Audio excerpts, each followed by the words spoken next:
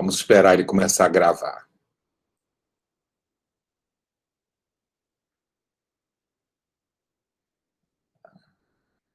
Está rodando, gravando, gravando. Acho que já começou. Bem, para tu que chegar agora, boa noite. Nós estamos na disciplina Processo Civil. Boa noite a todos. Nós estamos da disciplina Processo Civil de Conhecimento 1, né? Estamos nesse regime virtual. Então, lembrando a todos, né, nós vamos trabalhar inicialmente com 3 plataformas. Tá? Esta do Google Meet, que é uma plataforma gratuita, fácil de lidar. Ela pode ser gravada, como está sendo feito agora. A partir de outubro não pode mais gravar, mas a universidade já está vendo isto. Nós estamos usando o Google Sala de Aula, onde tem todo o nosso material, atividades, e também mantendo as informações no SIGA. Tá? Então, é importante. O Tiago já veio internacional, né? Já está falando inglês, né? A coisa está boa. Então, vamos usar essas 3 plataformas, tá?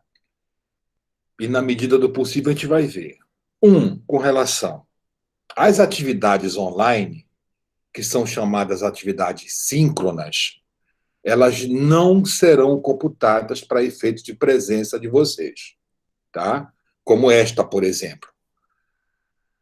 Quem não veio hoje não terá falta, para ficar reprovado por falta.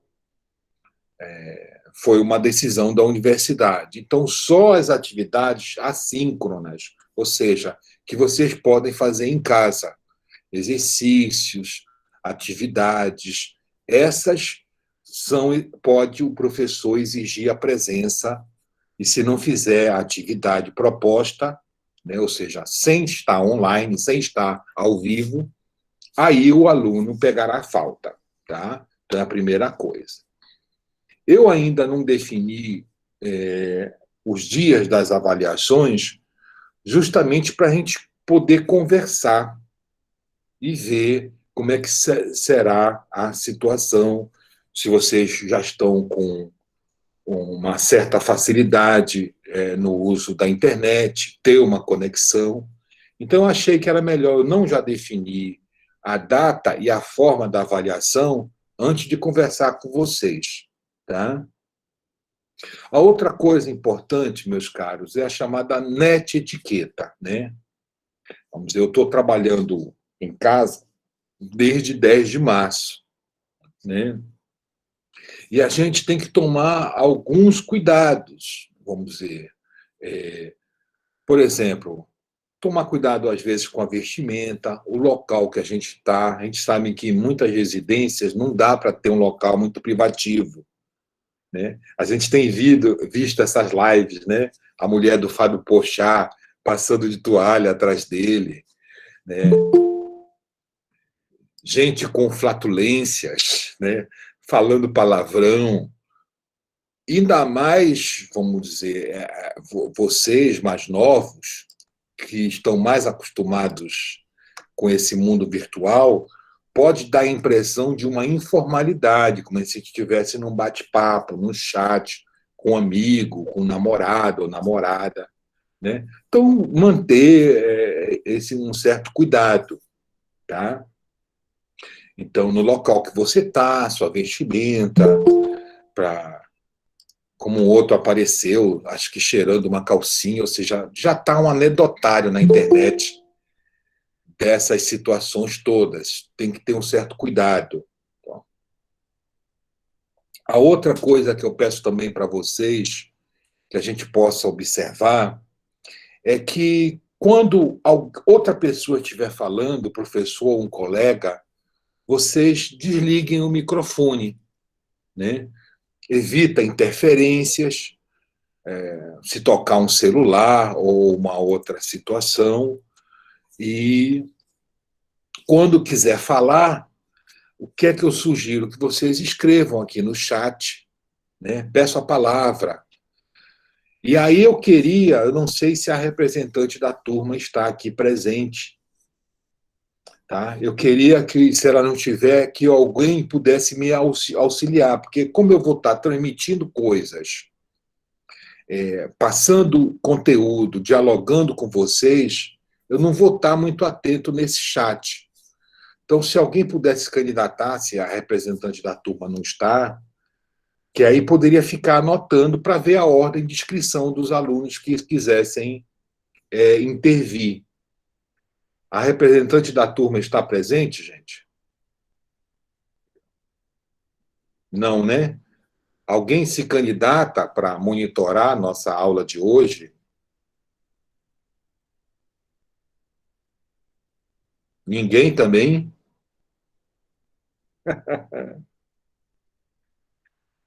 É só para controlar lá os pedidos. Então, é tu, Eduardo. O filho é seu. Tá certo, gente? Então, quem é o Eduardo aí? Se manifeste como se fosse uma entidade. Até sumiu, né? Então, vocês vão vendo e a gente vai administrando isso. Tá? Por exemplo, também a gente vai dar um intervalo maior, como se fosse na aula presencial, tá? Porque, ok, Eduardo, tu controlas aí o chat, na verdade é só a inscrição dos teus colegas, se tiver, para a ordem, né? O Manuel pediu, a Joana, para observar a ordem de inscrição e de se manifestar. Ou mesmo também para ficar mais dinâmica, como se fosse uma sala de aula, se eu estiver falando alguma coisa, alguém quiser pontuar, pode também colocar no chat, ou abrir o microfone, se for um caso que seja uma intervenção na hora. Professor, deixa eu me manifestar, que a gente faz isso nem problema, para tomar mais dinâmica. Então, a gente vai dar um intervalo maior, né? Eu tenho verificado que as atividades online elas acabam sendo mais cansativas, né? Porque a nossa atenção fica maior, a dispersão é muito pouca nesse aspecto. Se fala com muito mais, pelo menos da parte do professor, já que tem essa intervenção, quadro. Cansa mais porque você acaba ficando sentado, né? Numa sala de aula a gente se movimenta, tem as pausas naturais, né? Alguém chegando na sala, alguém que pede uma coisa. Aqui é muito direto, né? Então, dá um intervalozinho, eu estou pensando de uns 20 minutos para a gente se recompor, tomar uma água, tá? Então, lembrando, nós vamos trabalhar com essas três plataformas. O Google Meet, o Google Sala de Aula e o nosso velho Cigar. Então, as informações estão lá, links, material, as atividades. Já está lá o plano de ensino de vocês, a forma da avaliação, as plataformas que vamos utilizar. Então, é nesse conjunto que vai fazer. E retornando, as atividades ao vivo, online, elas não entrarão para a frequência obrigatória do aluno. Só as atividades offline, né? Que vocês fizerem na casa de vocês. Mas em todo encontro nosso, online, eu vou depois lançar uma lista de presença, tá? Que vocês coloquem lá para o nosso controle, mas fiquem já tranquilos. Se não assinarem essa lista, se não preencherem ou não estiverem presentes, não há nenhum problema que não será computado como falta. Alguma dúvida até esse momento? Tudo tranquilo? Então está ótimo. Bem, nós vamos começar com a nossa unidade 1. Tá? Eu vou já espelhar aqui para vocês.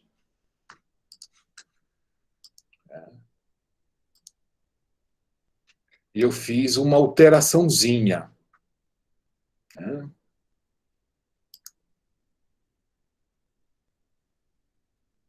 Já estão conseguindo ver a apresentação? Certo. Também é uma outra coisa no Google Meet, tá? Quando apresenta, vocês vão ver que vão aparecer. Basta colocar aqui no canto superior direito, do lado do chatzinho, tem o número de pessoas. Vamos dizer, vocês pegam o professor Zalucci, vai aparecer sua apresentação.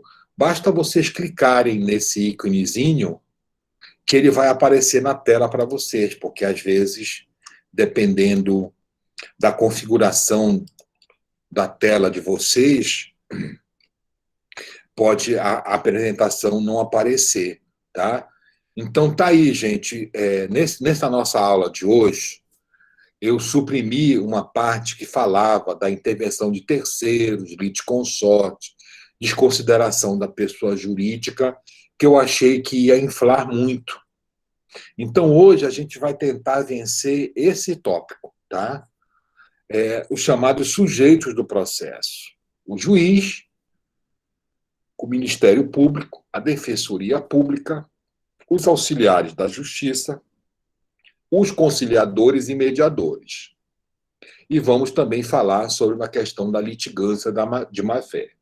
Quando nós formos falar do réu, da intervenção do réu, é que nós vamos incluir litisconsórcio, assistência, chamamento, autoria, oposição, intervenção de terceiros de uma maneira geral. E num outro capítulo próprio, nós vamos falar da chamada desconsideração da pessoa jurídica, que é muito mais uma responsabilização. O áudio está baixo, gente? Ou não? Ah, tá.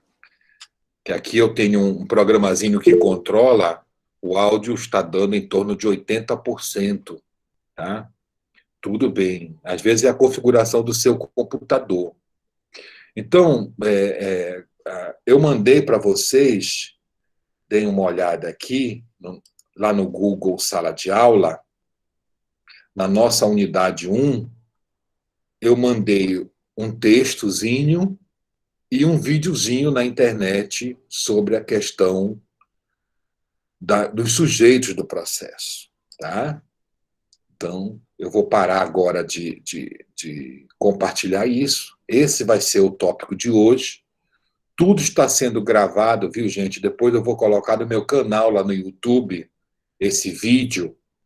E aí, quem não veio ou quem quiser rever, fica acessível tudo isso que nós estamos vendo agora. Então, eu vou agora interromper o compartilhamento e voltarmos aqui para a nossa aula.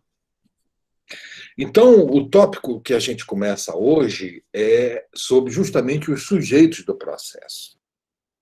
A gente já tem uma noção de processo enquanto lide, enquanto uma sujeição entre a pretensão e a resistência. Eu quero algo, vem alguém, oferece uma resistência, e como eu, de uma maneira geral, eu não posso resolver este conflito com as próprias mãos, a medida civilizatória encontrada para a resolução dos conflitos de interesse é o processo. Salvo raríssimas exceções, eu posso intervir na defesa daquele meu direito, por exemplo, como o clássico da legítima defesa, do estado de necessidade, da retenção de bens em hotéis que a pessoa não paga, podar a árvore do vizinho que está invadindo o meu terreno, o direito de greve, ou seja, são medidas de autotutela, né, que o termo vocês já devem ter visto quando trabalha a teoria geral do processo, um pouco indevido, mas em todos esses casos há sempre a possibilidade do judiciário rever, ou seja, se eu mato alguém e alego legítima defesa, eu serei denunciado e serei absolvido como uma causa excludente de punibilidade, porque eu reagi para proteger um bem maior, que é a minha vida,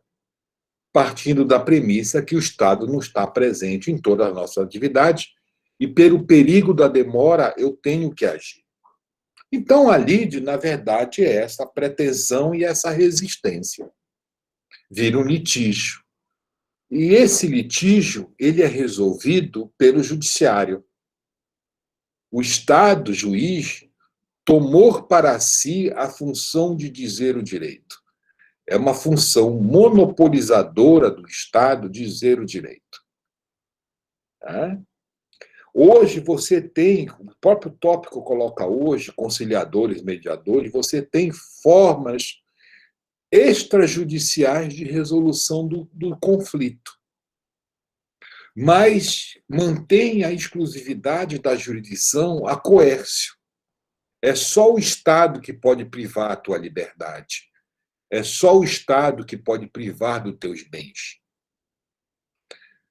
Por exemplo, se eu faço uma arbitragem e essa arbitragem é descumprida, o árbitro não vai executar, ele não tem poder de executar aquela decisão. A parte tem que ir no judiciário para o judiciário executar. Ou seja, mesmo que eu possa, em alguns casos, resolver o conflito fora do âmbito do Estado, a execução, a coerção é ato exclusivo do Estado. Então, repetindo, é função exclusiva do Estado a privação da tua liberdade, porque no Brasil nós não temos a pena de morte, em outros países incluiria também a retirada da tua vida, né? E a privação dos teus direitos, do teu patrimônio, né? De forma parcial ou total. Então, são essas situações. Então, dentro desta lide, você terá um conjunto de atores que vão intervir naquele processo e que dará a vida. São os partícipes do processo. E todos que intervêm no processo são sujeitos de direito e sujeitos de deveres. Quando a gente estuda aquela primeira parte da triangulação do processo, autor, juiz e réu, o juiz, por exemplo, hoje não é mais só o destinatário da pretensão e da resistência das partes. Ele é um ser participante desta relação jurídica processual, com direitos e com deveres. Porque o Estado procura a solução daquela controvérsia. E agora, ainda muito mais, com o Código de Processo Civil, de 2015, em que se ergueu a chamada prevalência do mérito, ou seja, aquelas questões preliminares, processuais, pressupostos, tudo o juiz deve fazer para superá-las, para que atinja o mérito da controvérsia. Porque a gente tem a nossa visão clássica em que o juiz ele resolve o processo de forma terminativa ou definitiva. Terminativa, como se sabe, é quando se extingue o processo sem resolução do mérito. E de forma definitiva é com resolução do mérito. Então, a visão clássica que se tinha é que bastava o juiz resolver o processo. Mas hoje, com o Código de Processo Civil novo, é muito mais do que isso. É que se busque alcançar a resolução do processo julgando o seu mérito, ou seja, a controvérsia em si, superando tudo. E o Código de Processo Civil, você já viram, estipulou novos princípios, que, na verdade, talvez não novos princípios, mas deixou claros, como o da cooperação, da participação, né? Alcançando muito mais a distribuição do ônus das provas, as partes ficam muito mais envolvidas no processo, a evitar decisão surpresa, é o chamado contraditório amplo, tudo que o juiz for decidir, mesmo questões de ordem pública, de direito, de ofício, ele tem que oportunizar que as partes se manifestem, né? Que podem apresentar alguma circunstância. Então, dentro dessa questão, nós temos, como a primeira parte que o nosso programa justamente coloca, é a figura do juiz. E aqui nós vamos espelhar para vocês o próprio Código de Processo Civil. Aqui está.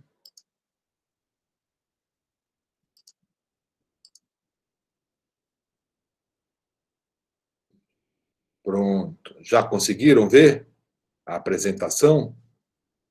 Está aqui o Código de Processo Civil, no seu artigo 139, que justamente começa com a questão do sujeito do processo, que ao mesmo tempo em que o juiz é mandatário das pretensões e das resistências das partes, ele é um partícipe desse processo.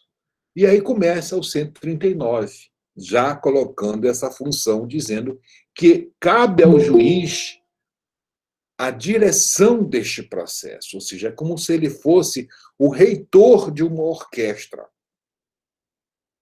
E aí cabe a ele também, ou seja, incumbindo-lhe, como se fosse, é um dever do juiz nesse aspecto, como é que ele tem que se portar? Que incumbe ao juiz? Primeiro, assegurar às partes igualdade no tratamento. Velar pela duração razoável do processo. Isso foi um postulado da Constituição de 88, a razoável duração do processo, que o Código de Processo Civil captou e incluiu, ou seja, nós temos a razoável duração do processo, enquanto se velando com isso, tanto no texto constitucional como no texto infraconstitucional.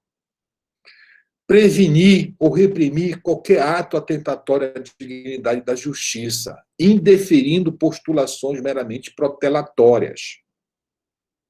Determinar medidas indutivas, coercitivas, mandatárias, subrogatórias, para assegurar o cumprimento da ordem judicial, inclusive nas ações que têm objeto de prestação em pecúnia, ou seja, de pagar.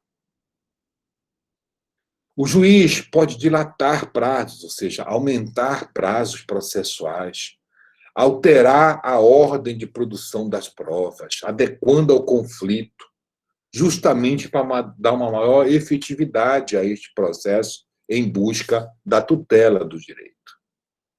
Exercer o poder de polícia, requisitando, quando necessário, força policial, além de segurança interna dos fóruns e tribunais. Esse poder de polícia não é aquele poder de polícia, vamos dizer, clássico que a gente entende, de prender, etc., mas é justamente de colocar ordem nas audiências, de intervir, né? De evitar que as partes se exagerem, se ofendam física e moralmente. O juiz também incumbe a ele determinar a qualquer tempo do processo o comparecimento das partes para esclarecer algo do processo. Determina também que se supra os pressupostos processuais, em vez de extinguir o processo, saneando esses vícios processuais, justamente em busca da tutela de mérito definitiva.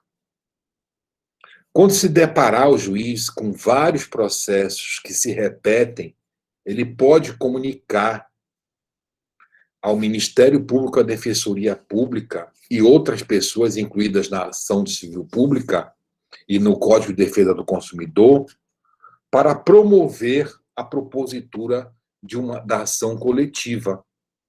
Tá? Então, vocês vejam a grande responsabilidade e o manancial de prerrogativas que o juiz tem justamente na condução deste processo. Tá? E aqui, nesta situação, ele coloca aqui abaixar um pouquinho mais para vocês. Pronto. Tá? Coloca diversas situações que vão justamente dar os princípios do processo. Vamos ver o primeiro. Assegurar as partes de igualdade de tratamento. Que princípio é esse do processo, gente? Qual seria esse princípio? Conceder às partes igualdade no tratamento.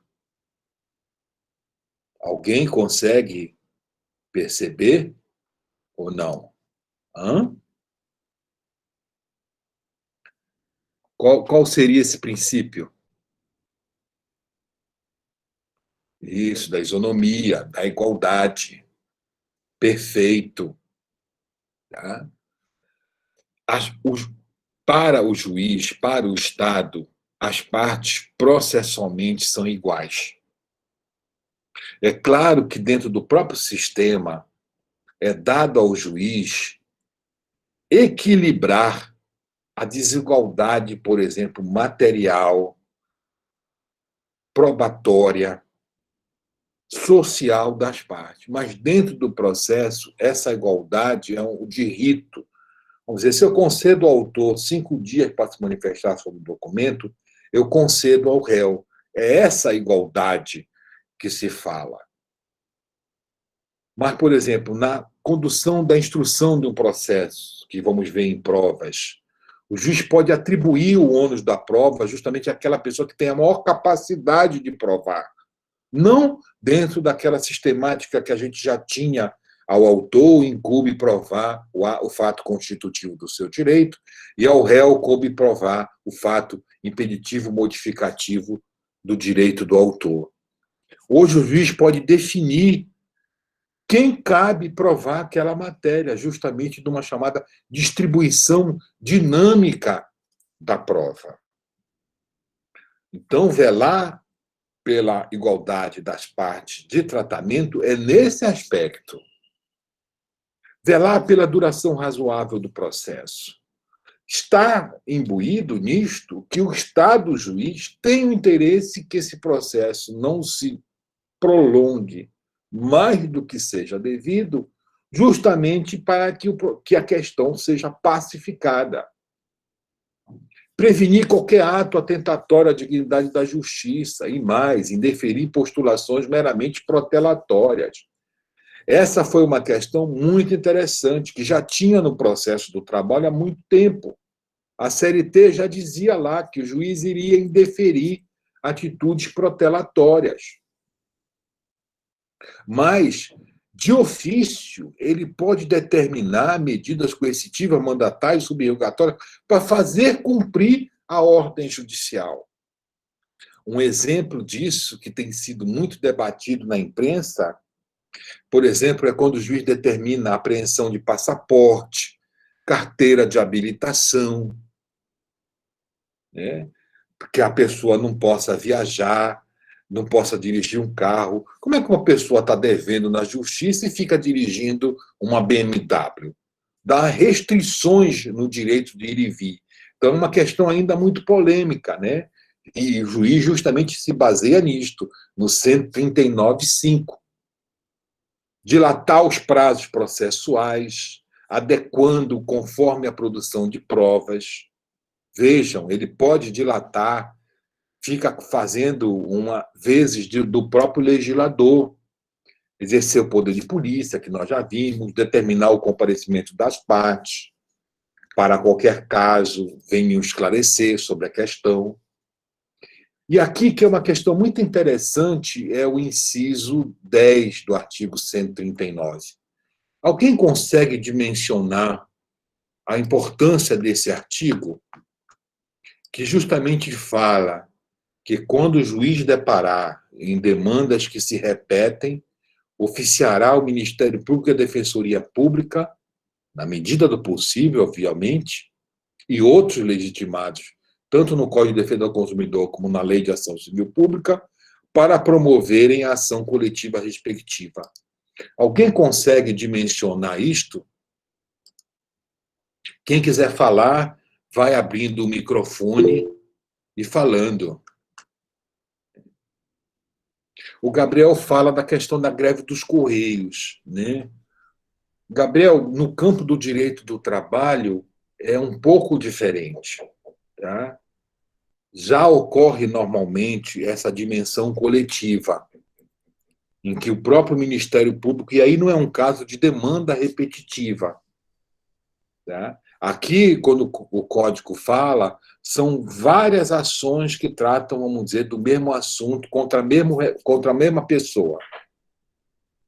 Né? Então, tem espalhado no Brasil, por exemplo, 50 mil processos da mesma questão. Essa dos Correios de greve, não. Né? Não é uma coisa que se repete, é uma intervenção da Justiça do Trabalho para dirimir aquele conflito coletivo e estipular novas normas ou não. Alguém consegue dimensionar a importância disso? Também não de conciliador, Vitória.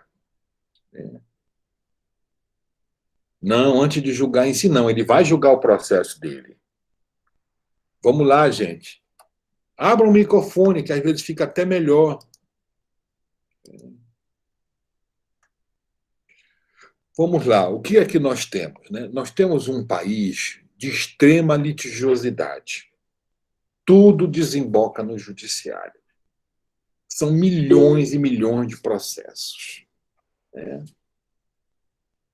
O Brasil vive um contraditório dentro de si mesmo. É o judiciário que mais julga, mas é o judiciário, um dos judiciários mais morosos do mundo, ou seja, que demora a prestação jurisdicional. Está funcionando normal. E o próprio Estado alimenta a máquina judiciária. O Estado é o primeiro e mais frequente descumpridor do direito e faz com que o cidadão tenha que recorrer ao judiciário. Então, o Estado dá dinheiro para manter o judiciário e é ele que fomenta cada vez mais processos no próprio judiciário. Então, é muito comum você se deparar com milhões de processos versando sobre a mesma questão. Aumento da prestação da casa própria, aumento do plano de saúde, cobrança da Telemar de uma taxa. Comprei o carro tal e veio com defeito. Energia elétrica é outro caso, são os grandes consumidores. Então, obriga que o João, o José, a Maria, o Manuel entrem individualmente com o processo. E espalhando isto em todo o Brasil, ou em toda uma localidade, vamos dizer, Belém, estado do Pará, o que seja, você movimenta a máquina judiciária com esses milhares de processos. Pode haver decisões contraditórias, um juiz decidir diferente do outro. O custo que isso leva para o Estado gerenciar milhares de processos. Então, quando o juiz se deparar com isto, ele comunicará ao Ministério Público e à Defensoria e a outras pessoas que podem entrar, para que essas entidades entrem com uma ação coletiva, ou seja, em nome de todos aqueles consumidores ou de todos aqueles titulares daquele direito. Então, vai ser distribuída para um juiz só, haverá uma única instrução processual, uma única sentença, um único recurso e depois, se o processo for condenatório, uma única execução, evitando essa proliferação de demandas judiciais que consomem o tempo dos juízes, advogados, auxiliares da justiça, Ministério Público, consomem o dinheiro da máquina judiciária de manter cada processo daquele, evita as decisões díspares, contraditórias e resolve a questão de uma forma coletiva. Sempre que a questão alça a coletividade, ela ganha uma maior dimensão social, política, econômica e jurídica. Então, quando você consegue dimensionar a importância daquela questão de forma coletiva, o processo assume uma nova feição, ele assume uma nova importância orgânica.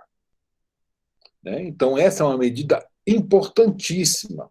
Eu me lembro que já teve um caso, vamos dizer, em que o juiz comunicou ao Ministério Público, sugerindo ao Ministério Público que intervisse no caso, quem sabe propondo uma ação coletiva, e a empresa depois veio arguir que o juiz era suspeito, porque ele já tinha um convencimento. Como é que ele ia julgar os outros processos se ele quer que o próprio Ministério Público entre com uma ação, significa que a empresa está errada. Hoje não, já tem esse permissivo legal para que o juiz, de ofício, ou seja, sem ninguém provocar, ele encaminha ao Ministério Público ou à Defensoria Pública essa questão para que eles, na medida do possível, promovam a ação coletiva para atingir o maior número de pessoas, evitando esse desgaste físico, financeiro e estrutural da máquina judiciária e, principalmente, evitando decisões contraditórias, porque aí fica a critério de cada juiz decidir a questão. E também, muito bem também colocado com o Edson, o INSS é o campeão, INSS, Caixa Econômica, ou seja, é o próprio Estado que fomenta a discórdia e faz com que esses litígios cada vez mais se sobressaem sobre todas essas questões. Então, voltemos aqui ao Código de Processo Civil, tá? Fala o artigo 140, o juiz não se exime de decidir sobre a alegação de lacuna ou obscuridade do ordenamento jurídico. Que princípio é esse, meus caros da jurisdição? Estão lembrados das aulas de teoria geral? O juiz não pode deixar de julgar a questão, mesmo que a lei tenha lacuna ou ela seja obscura. Alguém se recorda? Hum? Hum? Vamos, meu povo, eu sei que estamos começando. Então, fica no ar aí para vocês apreciarem e, no decorrer, me perguntarem. A pergunta é, Vitória, que princípio da jurisdição é esse que o juiz tem que decidir o processo, mesmo que a lei, e na afastabilidade da jurisdição, que foi colocada aqui, mesmo que a lei seja lacunosa, obscura, né? A lei não excluirá da apreciação do. Não, o juiz natural é o juiz da causa, é isso mesmo, né? Não é aquele que nasceu para ser juiz. Né? É o juiz que deve julgar aquele processo, não pode ter tribunal de exceção. Né? Então, é na afastabilidade da jurisdição, indelegabilidade da jurisdição, estão lembrados exatamente aqueles princípiozinhos. Então, voltando aqui ao CPC, tá? O juiz só decidirá por equidade nos casos previstos em lei, ou seja, a própria lei diz em que os casos em que o juiz pode julgar por equidade, ou seja, se baseando num caso, no outro, numa equidade entre as pessoas. Alguém consegue mencionar um exemplo em que o juiz julgue por equidade que está permitido na lei? Hein? Conseguem? Nada, gente. O que seria isso, equidade, né? O que a palavra coloca para a gente? Equidade.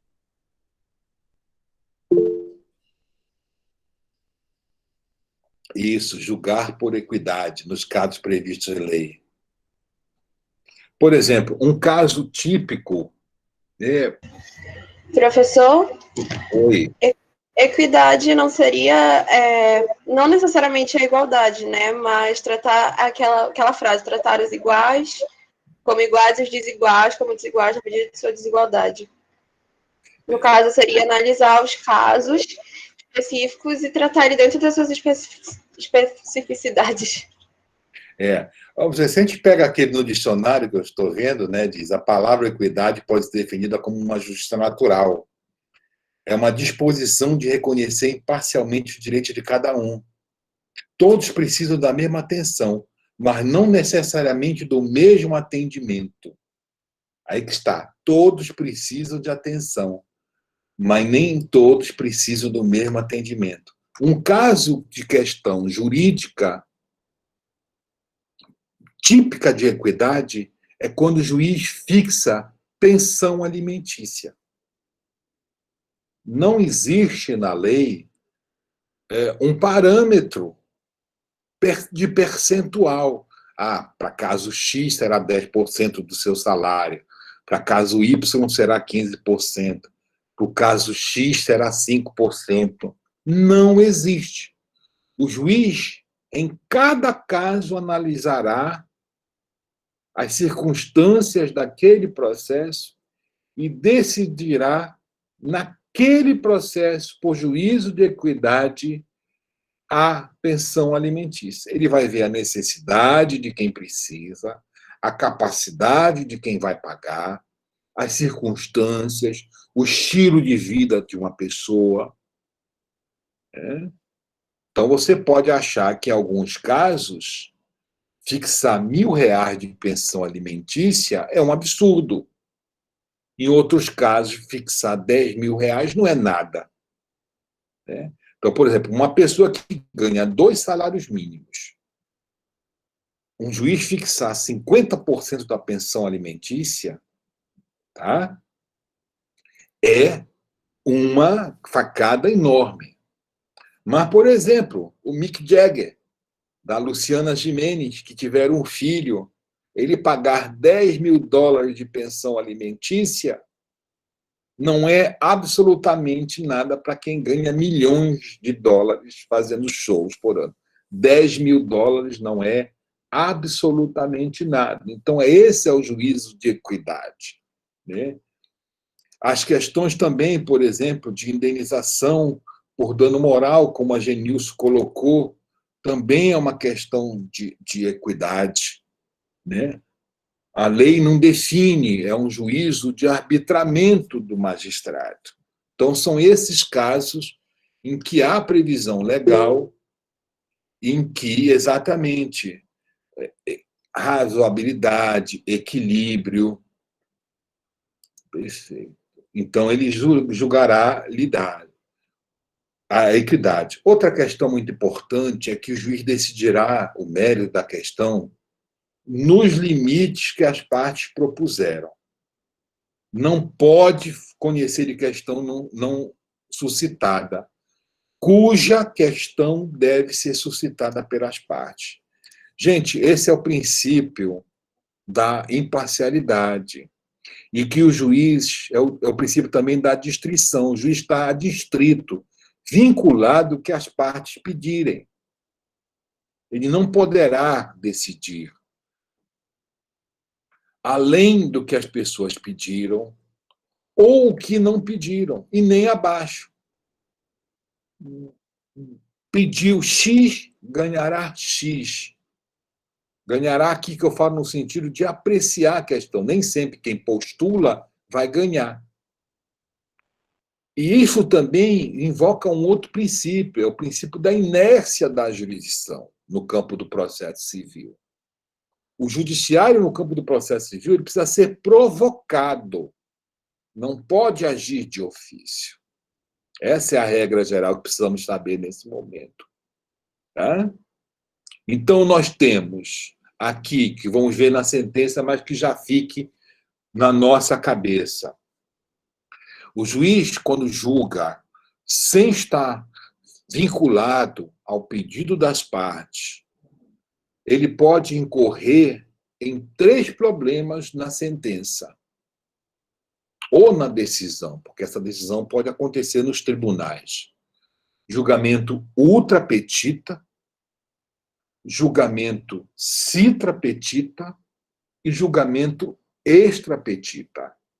Então, deixem aí, anotem isso, investiguem essa questão, que no tópico, quando vamos falar da sentença, da coisa julgada, a gente vai tocar, mas que já fique na nossa cabecinha, já que o tema hoje é sujeitos do processo. Então, repetindo, a sentença ela pode ter 3 vícios quando o juiz não julga estritamente o que foi pedido pelas partes. Vamos a eles. Tá? Julgamento extra petita é o primeiro, extra petita. Eu vou escrever aqui para a gente, tá? Que são palavras em latim. Eu vou parar aqui de compartilhar e escrever aqui. Vamos lá.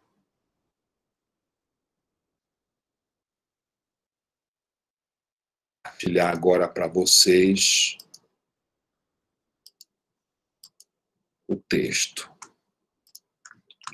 Tá?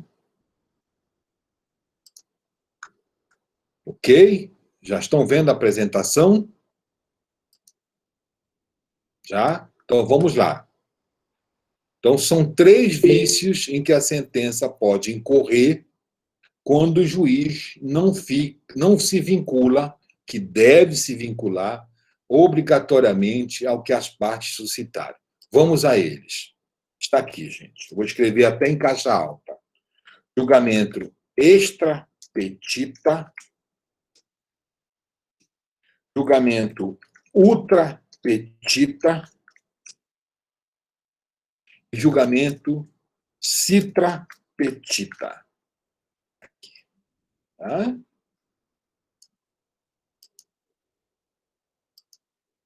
Extra petita, ultra petita e citra petita. Copiaram? Tudo ok? Ah, perfeito. Então, aqui, voltando ao nosso Código de Processo Civil,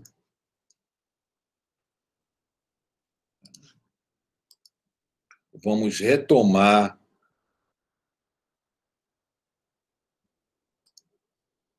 ao Código de Processo Civil, apresentando. Aqui, pronto. Só mudar aqui.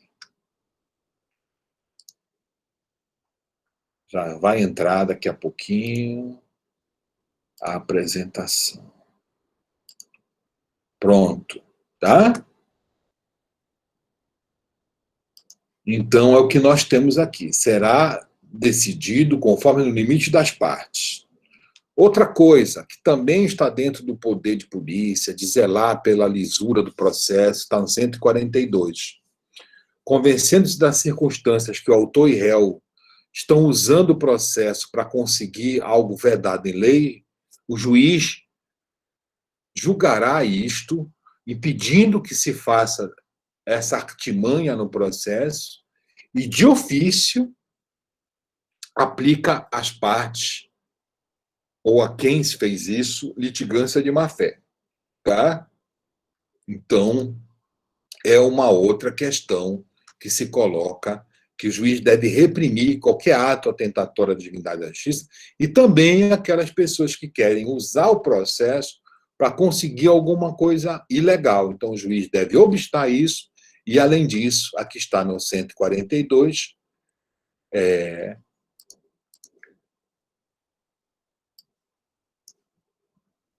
e aplicar a penalidade devida. Aqui, meus caros, o artigo 143, né, fala justamente da responsabilidade do juiz.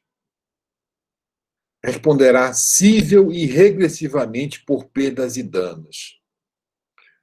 Quando no exercício das funções, o juiz proceder com dolo ou fraude. Tá? Aqui a gente pode verificar, primeira questão, o juiz responde civilmente, né?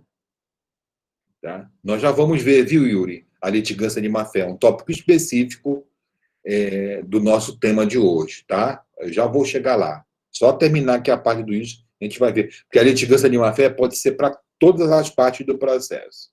Mas a tua pergunta foi interessante. Então, veja, o juiz responderá cível e regressivamente. Ou seja, eu posso demandar diretamente o juiz ou regressivamente. Se for um juiz da Justiça Federal, da Justiça do Trabalho, eu posso acionar a União, aí se eu ganhar, a União entra com processo contra o juiz para ele ressarcir aquela condenação. Tá? Então, o primeiro caso, que no exercício das funções o juiz proceda com dolo ou fraude. Alguém consegue ver a dimensão disto?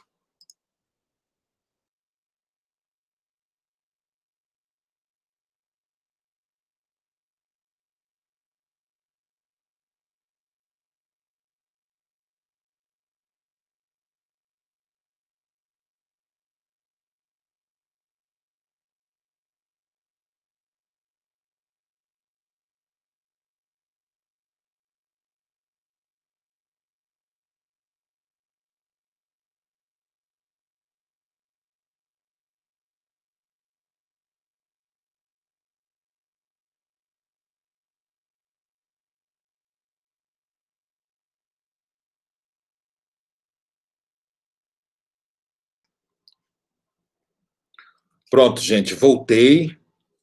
Eu apertei sem querer nessa tramitação entre telas. Então, nós voltamos aqui. Nós estávamos justamente falando da responsabilidade do juiz. Né? O juiz responde diretamente ou de forma regressiva. Vamos dizer, se for um juiz do Estado, eu posso acionar o Estado do Pará, ganho uma indenização, aí depois o Estado do Pará tem que entrar com uma ação contra o juiz para receber de volta aquele dinheiro, né, em que foi condenado. Tá? Então, primeira questão que se coloca, vocês já estão vendo, né, aqui o Código de Processo Civil, é que essa atuação dele, no exercício da função, seja por dolo ou fraude. Tá? Ou seja, tem que ficar caracterizado que o juiz quis fazer daquela forma, de forma dolosa ou mediante fraude, para prejudicar alguém. Então, você pega na primeira circunstância, que pelo menos no campo do direito civil,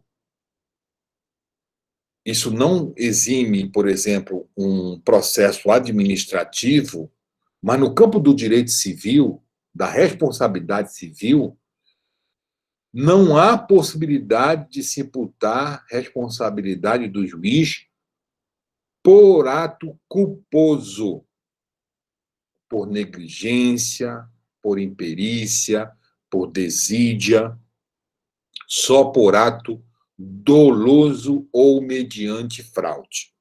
É claro que um juiz desidioso, negligente, ele pode responder administrativamente, através de um processo disciplinar. Mas em termos civis, ou seja, que a parte possa demandar contra o juiz, não pode ser nesse aspecto. Tá? Que é justamente para dar uma liberdade do juiz para julgar. Não ficar com receio que possa incorrer em algum equívoco, que é normal, é do humano incorrer em equívoco, e com o juiz não seria diferente, vamos dizer, uma interpretação equivocada da lei, da jurisprudência. Não pode, só se for comprovado o seu dolo ou a fraude. Tá? A outra questão, se ele recusar, omitir ou retardar, sem justo motivo, providência que deva, de ofício ou a requerimento da parte tomar. Né? Aí você vê também a importância do juiz, como a gente já falou aí, não é só destinatário do processo.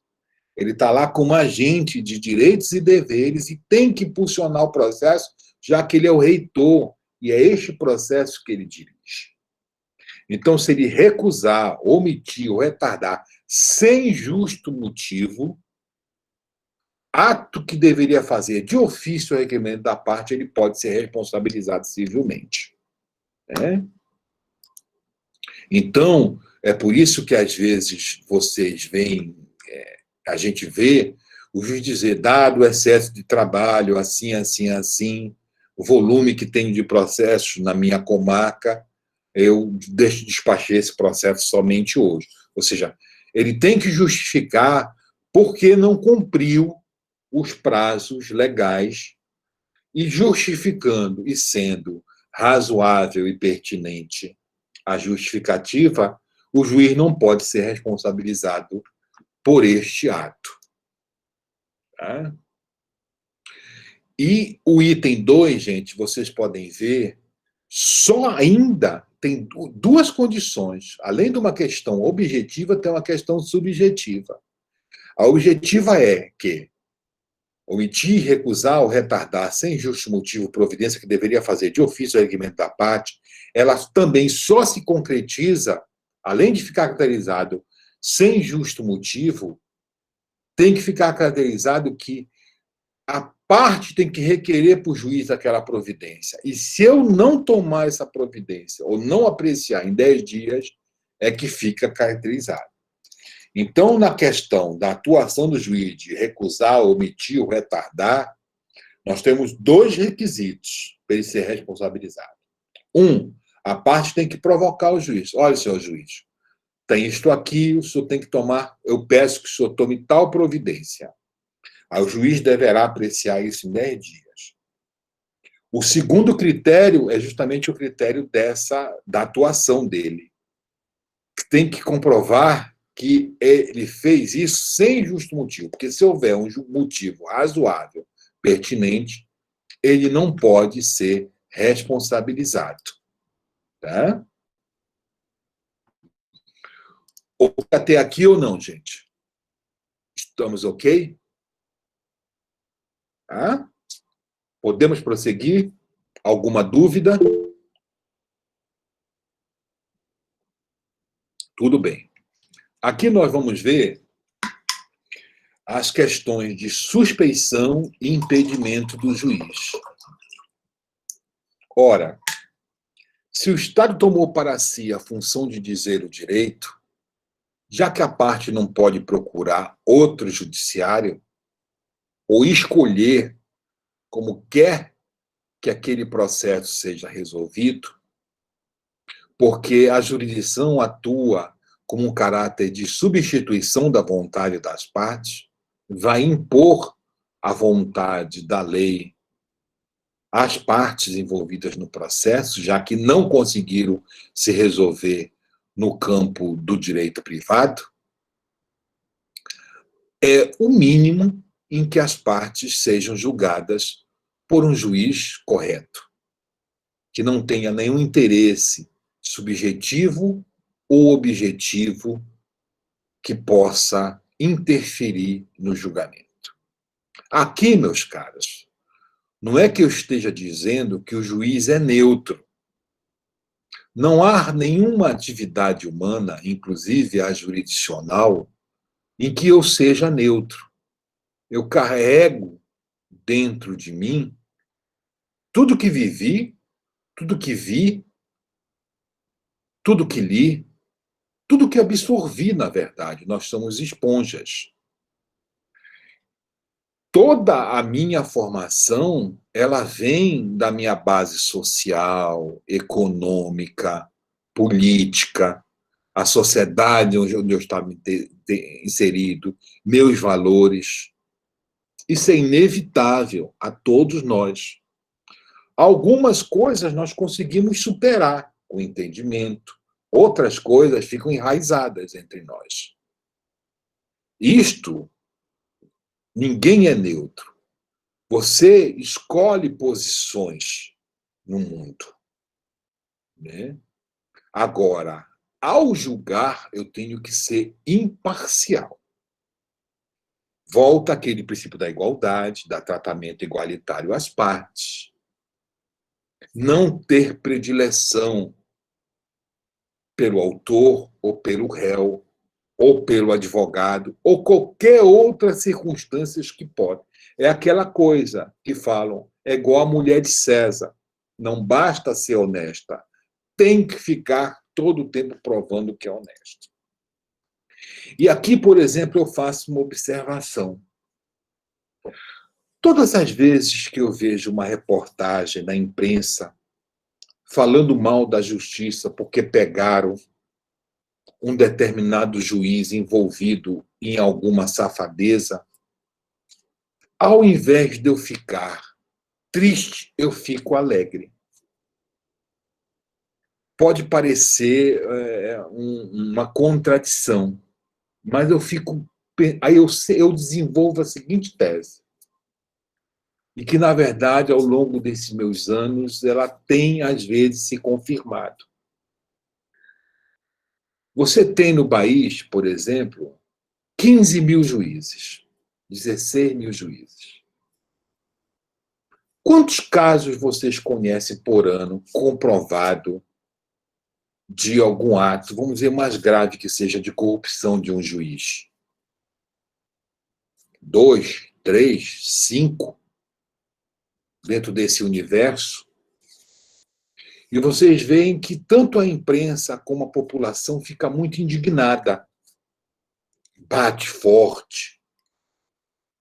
Para mim, isso é um sinal ainda do que você deposita no juiz, na figura do juiz. Nós nos acostumamos tanto em ver corrupção no legislativo, no executivo, que é banal. Às vezes a gente nem mais se enche de indignação. Ah, é mais um. Todos são assim. Estão lá para isso. Não acredito mais. Desses todos, só tira um. São essas expressões que você ouve. Mas quando vem um caso que envolve um juiz, a raiva, a investida é demais. Por quê?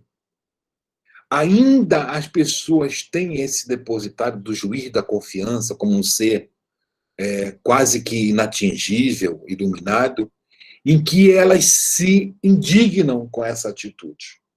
E eu acho isso bom, porque quando você se torna indiferente a uma atitude, essa atitude ela pode prosseguir mais tempo. Então, eu acho que esse controle social que se faz através da imprensa e da população, de indignação, claro que algumas vezes injusto, depois se prova que aquela acusação contra o juiz não teve nada, são danos colaterais e que a pessoa depois pode entrar com as ações atinentes a isso. Mas quando você verifica isso, isso me dá, na verdade, um alento, ao invés de me dar uma tristeza.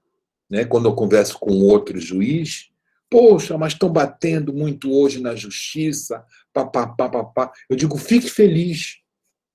Na hora em que isso for normalizado, na hora que isso for institucionalizado, em que disser que é assim mesmo, é que a gente deve se preocupar. A gente deve se preocupar. Porque no momento em que você coloca com o judiciário como descrédito, que é o último poder que vai moderar todos os demais, esse fiel da balança, você, na verdade, quebra o elo fundamental do Estado do Direito, da democracia e da cidadania.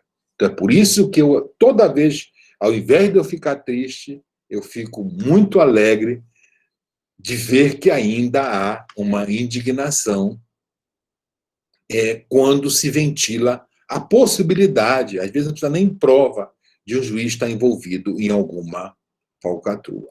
Então, dentro desses aspectos, vamos ver aqui no Código de Processo Civil, nós temos os casos de impedimento e de suspeição. Né? Artigo 144.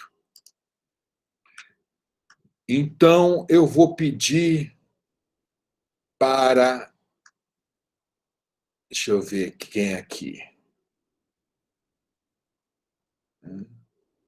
Quem é Stephanie? Stephanie Leão. Está aí a Stephanie?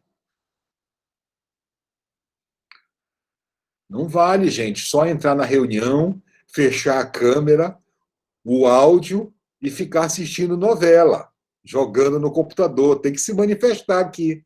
Cadê a Stephanie? Bem, a Stephanie foi fazer outra coisa. Cadê a Gabriela Freire? Hã? Gabriela Freire está aí ou não?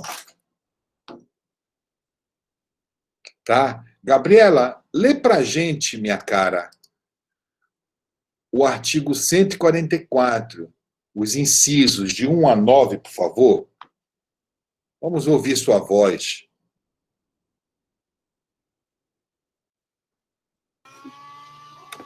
Boa noite. Boa noite, minha cara. Tá. Artigo 144. Há impedimento do juiz, sendo ele vedado a exercer suas funções no processo. Primeiro, em que interveio como mandatário da parte, oficiou como perito, funcionou como membro do Ministério Público ou prestou depoimento como testemunha. Ok. Tá. Segundo, de que conheceu em outro grau de jurisdição, tendo proferido decisão. Perfeito. Terceiro, quando nele estiver postulando como defensor público, advogado ou membro do Ministério Público, seu cônjuge ou companheiro ou qualquer parente, consanguíneo ou afim, em linha reta ou colateral, até o terceiro grau.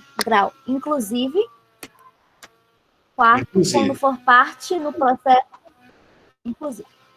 Quarto, quando for parte no processo ele próprio, seu cônjuge ou companheiro ou parente, consanguíneo ou afim, em linha reta ou colateral, até o terceiro grau. Inclusive. Repetiu? Ok. Tá. Quinto. Quando for sócio ou membro de direção ou de administração de pessoa jurídica parte no processo. Perfeito. Sexto, quando for herdeiro presuntivo, donatário ou empregador de qualquer das partes. Sétimo, em que figure como parte instituição de ensino com a qual tenha relação de emprego ou decorrente de contrato de prestação de serviços. Certo. Oitavo, em que figure como parte cliente do escritório de advocacia de seu cônjuge, companheiro ou parente, consanguíneo ou afim, em linha reta ou colateral, até o terceiro grau, inclusive, mesmo que patrocinado por advogado de outro escritório. Perfeito. Nono, quando promover ação contra a parte ou seu advogado. Sim. Inciso 1º, na hipótese do inciso 3º, o impedimento só se verifica quando o defensor público, o advogado ou um membro do Ministério Público já integrava o processo antes do início da atividade judiciante do juiz. Judicante do juiz. Tá ótimo, tudo bem. Fique só no... Tu tá no parágrafo 1º, né? Isso. Tá bom. Muito obrigado, hein? Você deu um alívio aqui para minha voz. Te agradeço, tá, Gabriela? Pode fechar. Tá, de nada. Tá. Gente, na leitura desses dispositivos, alguém tem alguma dúvida? Hã? Se o juiz estaria impedido?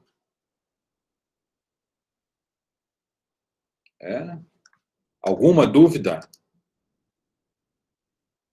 Por exemplo, se ele entrou no processo como mandatário da parte, fazendo as vezes de parte, oficiou como perito, Ministério Público, ou prestou depoimento como testemunha. Ou seja, se ele já atuou no processo em alguma dessas circunstâncias, ele não pode ser juiz do processo, porque ele já afirmou seu convencimento.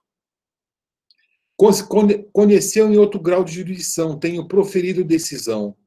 O juiz está, vamos dizer, trabalhando na vara, profere uma sentença, um ano depois, ou meses depois, é promovido para o tribunal ou convocado. E aí, onde ele está, vai ser julgado esse processo, ele vai participar desse julgamento. Então, ele não pode rever suas próprias decisões, né? Então, se ele já proferiu decisão, não precisa nem ser sentença, decisões no curso do processo, ele não pode depois conhecer do processo em outra instância. Tá? Quando ele estiver postulando defensor público, advogado ou membro, cônjuge ou companheiro em qualquer grau, até o 3º grau de jurisdição. Tá? Aí vejam que o parágrafo diz que, na hipótese desse caso, o impedimento só se verifica quando já integrava o processo. Tá? Ou seja, o juiz não pode julgar um processo em que tiver parente seu, até o 3º grau, que for defensor público, advogado, membro do Ministério Público, seu cônjuge ou companheiro. E a lei faz essa observação. Vamos imaginar que minha mulher é advogada. Tá? Então, se ela já estiver no processo, se eu chegar nesse processo como juiz, eu não posso julgar. O que não pode ocorrer é, por exemplo, eu estou com um processo. Aí a minha mulher entra nesse processo como advogada para dar o meu impedimento naquele processo. Então, o que é que o juiz tem que fazer quando verificar este caso? Em que a pessoa vem no processo depois. Dizer que não aceita e dar prazo que a pessoa apresente outro advogado, outro defensor público ou outro membro do Ministério Público venha atuar naquele caso. Porque tem gente que faz isso, que é justamente para tirar o juiz daquele processo. Tá? Então, acaba contratando, vamos dizer, o parente de um ministro, de um juiz, de um desembargador, para ingressar naquele processo, porque sabem que a posição daquele juiz é contrária aos interesses daquela parte. Tá? Então, se eu já estiver funcionando, tudo bem, mas eu não posso entrar no processo para gerar esse impedimento. Quando for sócio ou membro de direção ou administração de pessoa jurídica no processo. É óbvio, né? Se eu sou sócio, eu sou membro de alguma direção de pessoa jurídica, eu não posso ser juiz desse processo. Eu vou julgar contra a pessoa jurídica que eu faço parte. Quando for herdeiro, donatário ou empregador, também não pode. Aqui veio também uma alteração, em que figure na parte como instituição de ensino, que tenha relação de emprego ou decorrente de contrato de prestação de serviços. Essa disposição não tinha, né? Se estabeleceu de uma forma de tradição, por exemplo, quem é professor da UFPA não julgava processo da UFPA. Se dava por suspeito, não era caso de impedimento. Mas aí, com o Código de 2015, novo CPC, veio e disse justamente isso.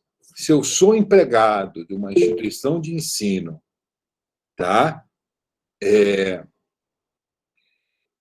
E aqui vale para instituições públicas também, eu não posso julgar essa instituição.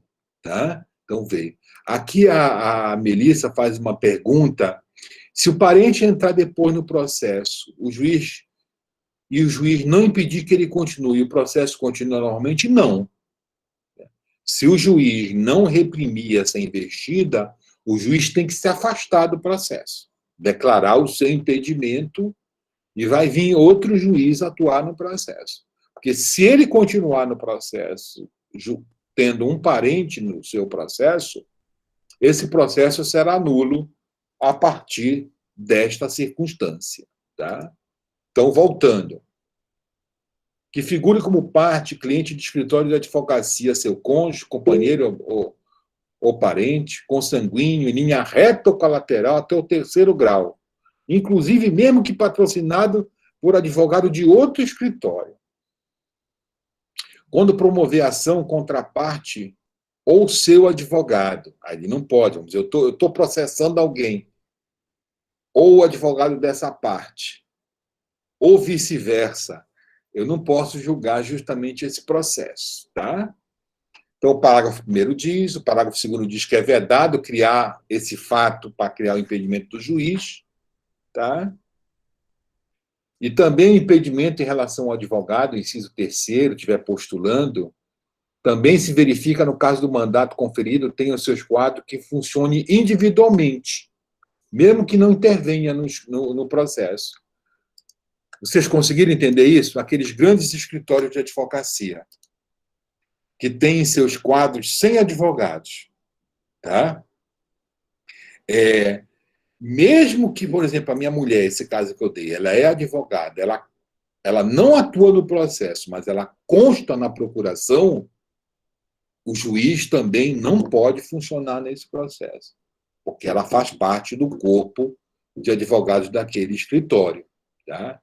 O Harvey, né, perguntou, mesmo se o processo já tiver julgado, sim. Tá?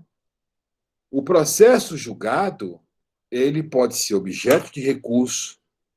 Se houve condenação, ele pode ser objeto de execução. E nós temos no processo o princípio da identidade física do juiz. Se o juiz julgou um processo, ele vai ficar com aquele processo até o seu final. Salvo naquelas hipóteses, vamos dizer, se ele morrer, se aposentar, for promovido ou removido para outra comarca. Então, a parte também não pode entrar no processo, mesmo julgado, para criar esse impedimento. Porque o juiz vai continuar despachando naquele processo. O processo vai para o tribunal, quando voltar para o tribunal, tem diligências para fazer e etc. Tá? Então, tem esses casos. E aqui, gente, no artigo 145, trata da chamada suspeição do juiz. E agora eu vou pedir para o João Hernandes. O João Hernandes está aí? Boa noite, professor. Boa noite. Está me ouvindo? Tudo bem, graças a Deus. Leia para a gente, por favor, o artigo 145, inciso 1, 2, 3, 4, por gentileza. Ok. Artigo 145. A suspeição do juiz. Inciso 1. Amigo íntimo ou inimigo de qualquer das partes ou de seus advogados. Inciso 2. Que receber presente de pessoas que tiveram interesse na causa antes ou depois de iniciado o processo, que aconselhar alguma das partes acerca do objeto da causa ou subministrar meios para atender às despesas do litígio. Inciso 3. Quando qualquer das partes for sua credora ou devedora, de seu cônjuge ou companheiro ou de parentes deles, em linha reta até o 3º grau, inclusive. Inciso 4. Interessado no julgamento do processo em favor de qualquer das partes. Tá ótimo. Muito obrigado, meu caro. Então, gente, vamos lá. Aí já é o caso de suspeição. O impedimento é muito mais grave, né? O impedimento é por lei taxativa. Aqui a suspeição é a seguinte: se ele é amigo ou inimigo de qualquer das partes do advogado. Aqui, gente, não é aquela amizade ou a inimizade simples, né? Eu me lembro uma vez que alguém veio falar: vocês são amigos no Facebook. Você não pode julgar o processo do advogado. Gente, se a gente conhecesse no mundo real todas as pessoas que são amigos no Facebook, é aquela amizade íntima mesmo, de se conviver, de se frequentarem. E a inimizade não é aquela inimizade boba. Eu não gosto de você um pouquinho, porque você, lá no colégio, roubou a minha namorada. Naquele dia, lá na partida do futebol, lá na Assembleia, você entrou mais duro em mim, entendeu? Me machucou, ou seja, uma besteira, assim. O nosso time de futebol, o CRM e o Paysandu, a gente acaba discutindo. É aquela inimizade de fígado, né? E aí a inovação no Código de Processo Civil não foi colocar as partes, foi colocar os advogados. Tá? Porque até então não havia na lei, dizendo que eu, sendo amigo do advogado, eu poderia continuar no processo. Me ficaria suspeito. Sob o entendimento que o advogado não é parte, o advogado está representando a parte. Mas o legislador achou por bem que incluir também os advogados, sendo amigos ou inimigos, o juiz não deve funcionar nesse processo por suspeição. Tá? A segunda hipótese é que receber presente de pessoas que tiverem interesse na causa, antes ou depois de iniciado o processo, ou aconselhar qualquer das partes, ou subministrar meios para atender a despesa de litígio. Tá? Aqui, gente, aqui o presente, meus caros, não é aquela questão do suborno, né? Vocês vão ver que é muito comum, quando uma pessoa está num cargo de destaque, muita gente quer bajulá-la. Aí vem um presentinho de lá, né? Eu me lembro uma juíza recém-ingressa na justiça, lá no final do mês de novembro. Assim que ela chegou na comarca, ela me ligou. Zalute, veio um advogado aqui me dar calendário, agenda do escritório. Eu não vou aceitar. Eu estava aqui na mesa, eu vou devolver. Isso é um presente. Eu disse, não, isso não fica caracterizado como um presente. É mais uma ação de marketing, né? Nesse sentido. Ou seja, é um presente aquele que queira agradar, dar alguma coisa nesse sentido. O juiz não deve receber de ninguém, né? E também aqui, antes ou depois de iniciados os processos. A outra coisa é aconselhar as partes sobre o processo. Aí depois ele vai julgar esse processo. Não pode acontecer isso, né? Isso, presente. Como o José disse, não é nem dinheiro.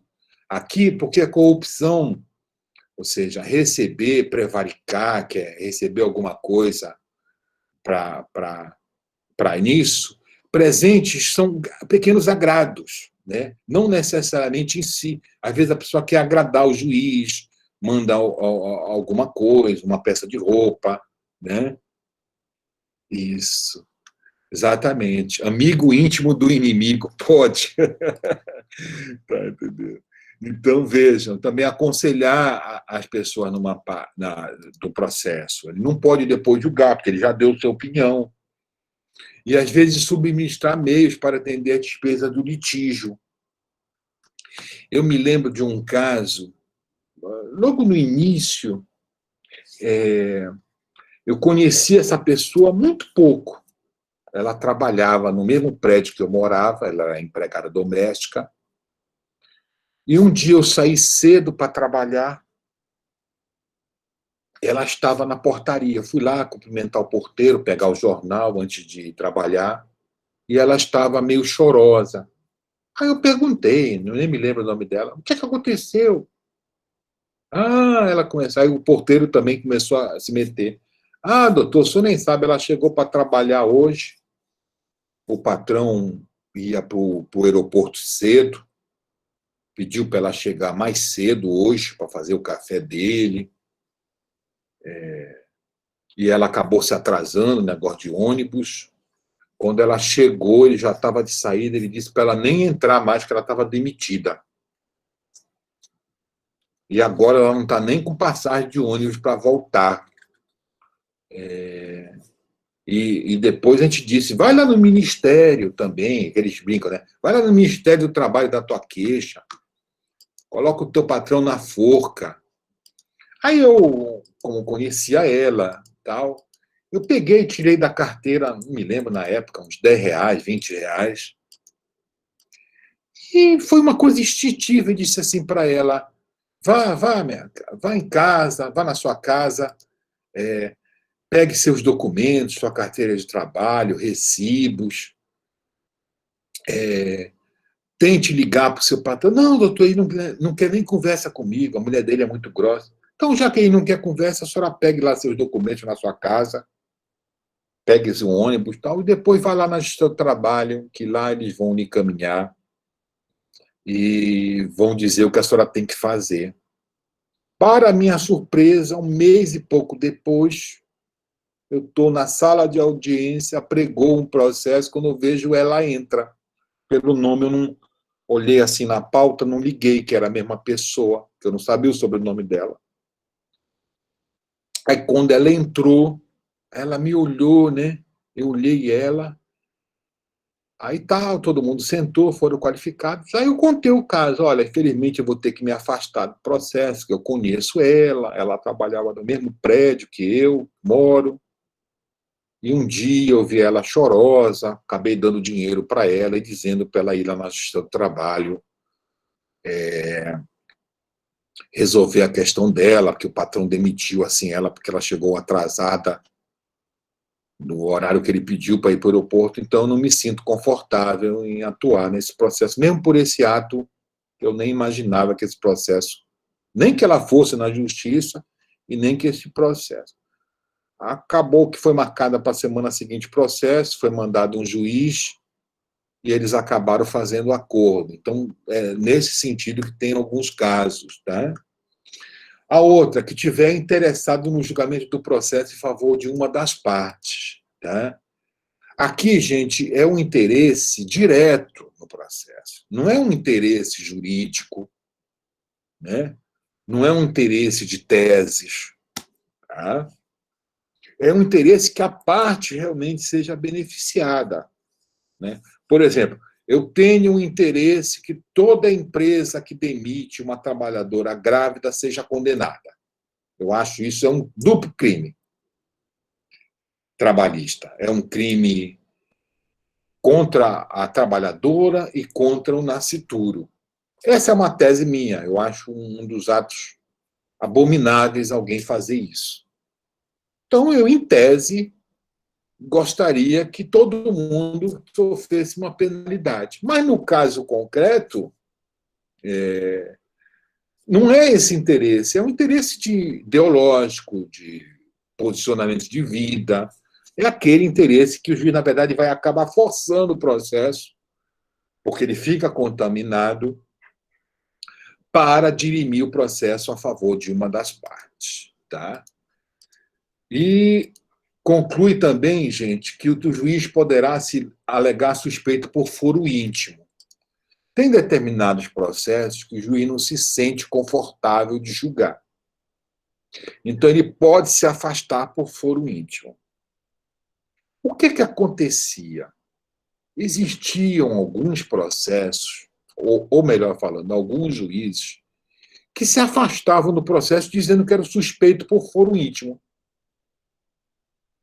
Aí, uma corregedora da Justiça, do Conselho Nacional de Justiça, chamada ministra Eliana Calmon, se não me falha a memória, baixou lá um ato do CNJ, do Conselho Nacional de Justiça, dizendo que quando o juiz se declarasse suspeito por foro íntimo, ele tinha que mandar um ofício reservado ao seu corregedor, que é que controla as atividades dos juízes, dizendo os motivos que ele saiu do processo.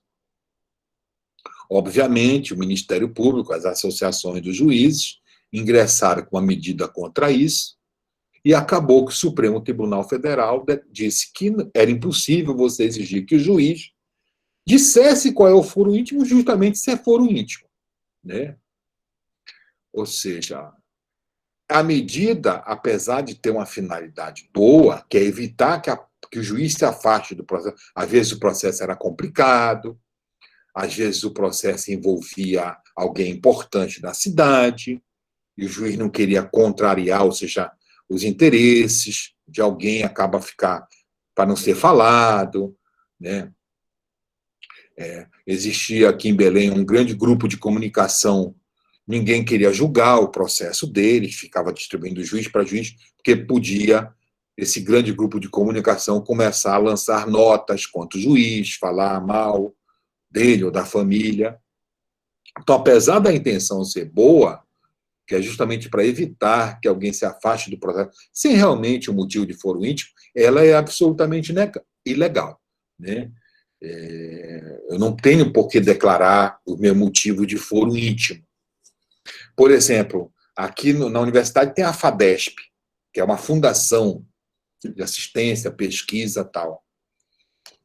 Eu não me sinto, por exemplo, confortável de julgar os processos da FADESP, mesmo não sendo empregado da FADESP, porque é uma instituição vinculada à universidade, acaba participando de processos, de projetos, mesmo, então, indiretamente, eu acabo tendo contato. Então, eu prefiro me afastar de julgar os processos da FADESP, né?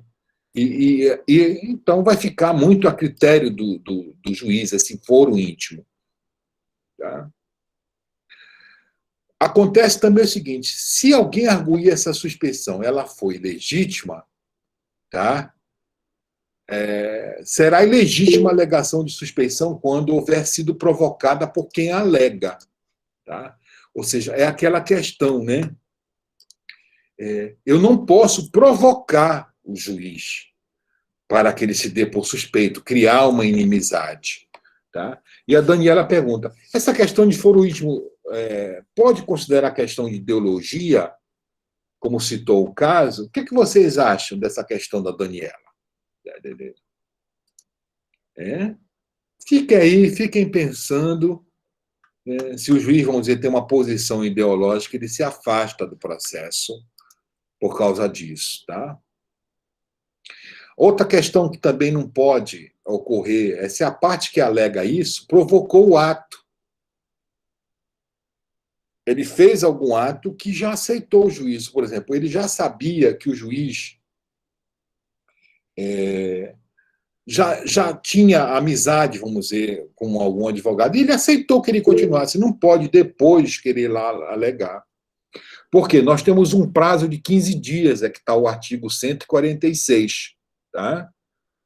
Quando eu tomar conhecimento do fato, eu tenho que alegar o impedimento e a suspeição. Impedição, tal. E aqui tem o procedimento. Se o juiz reconhecer, tá? Se o juiz reconhecer impedimento à suspeição, ordenará para o seu substituto. Caso o juiz diga que não existem essas hipóteses, ele continua no processo, determina a autuação desse processo de suspeição ou impedimento, apresenta suas razões, documentos, testemunhas, encaminha para o tribunal decidir. Tá? E vocês podem ver aqui também que no 148, que essas questões se aplicam ao membro do Ministério Público, auxiliares da Justiça e os demais sujeitos do processo. Também o Ministério Público não pode atuar num processo que esteja seu cônjuge, parente. Tá? Então, basicamente, são essas questões de impedimento e suspeição nesse aspecto. Então, vejam aí, né? A Daniela falou, tá? Essa questão de foro íntimo, a questão de ideologia do juiz. Eu não consigo ver, vamos dizer, a questão de ideologia. Eu acho o seguinte, se compromete a ele, né? Acho que teria alguns princípios. Por exemplo, se o juiz é de direita, se o juiz é de esquerda, se o juiz é de centro, ideologicamente falando em termos políticos, eu não sei se isso compromete. Mas se ele achar que não deve, ele se afasta por foro íntimo, né? Mas eu não vejo, porque todos nós temos ideologia. Até aquelas pessoas que dizem que não têm ideologia. Aí o Johnny diz que sim, porque pode haver interesses extraprocessuais no julgamento da causa. O Gabriel fala para a gente aqui, se for comprovada a provocação da parte, ele será penalizado como litígio de má-fé. Pode ser, daqui a pouco a gente vai ver o litígio de má-fé. O Leandro fala Moro feelings, né? Então, gente, é isso, tá? Já são 8h10. Vamos dar um intervalozinho. Acabou até mais se prolongando, é como eu disse para vocês, né? Acho que se fosse em sala de aula, a gente já tinha matado rápido essa disciplina. E agora a gente não saiu nem do juiz, tá? Então, são 29. Vamos dar um intervalozinho de uns 15 minutos, tá bom, gente? Tá? Então, vamos colocar 20 e 10, 15 minutos. Então, às 20, 25, 20 e 30, a gente retorna aqui, tá bom? E vamos tomar uma água, um café. Entendeu? A aula vai até às 21h50, tá? 20 minutos para janta não dá, Johnny. Tem que ter um intervalo intra-jornada. No máximo, por um lanchinho. Pão de queijo com café. Então, voltamos, tá, gente? Às 20h25. Eu agora vou suspender a gravação e para a gente retomar, tá bom?